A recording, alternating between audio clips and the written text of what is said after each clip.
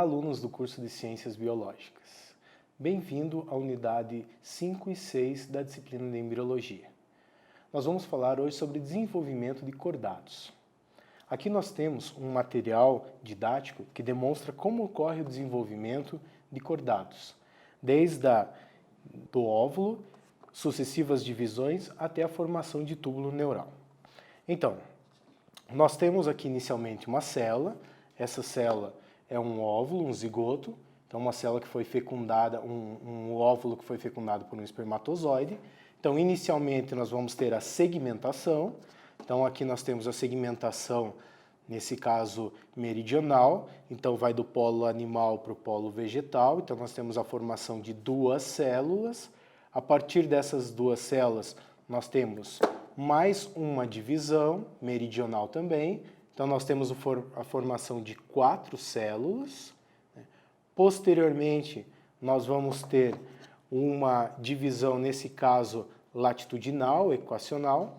Então, aqui nós vamos ter a formação de 8 células, 4 no polo animal e 4 no polo vegetal.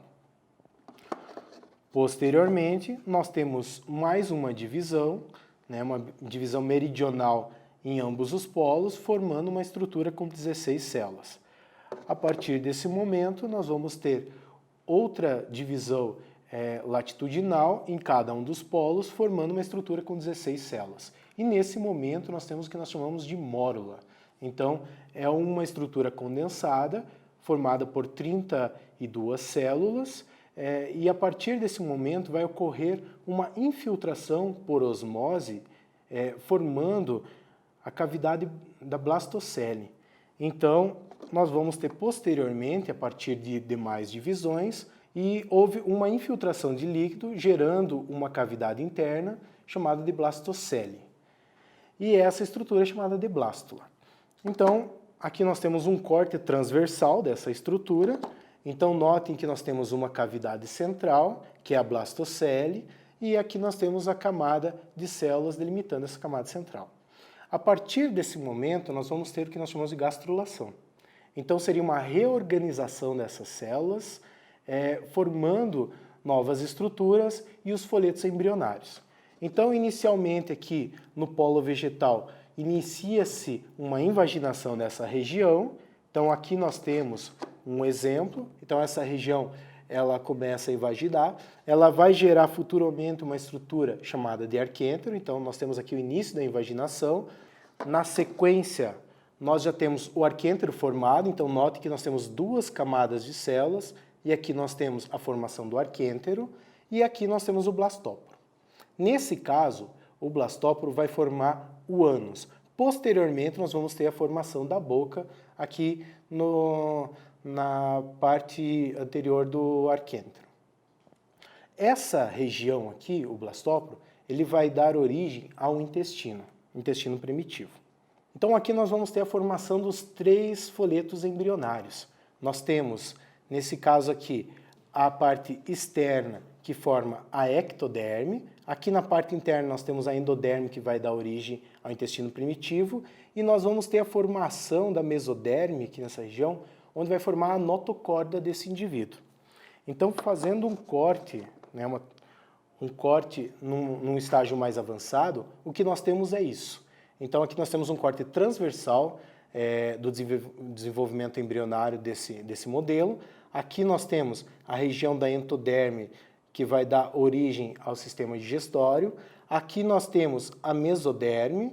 Essa mesoderme ela vai dar origem à notocorda, que seria essa estrutura em azul claro, e aqui nós temos a mesoderme, que vai dar origem aos somitos, que vai produzir, nesse caso, o tecido muscular e o tecido conjuntivo.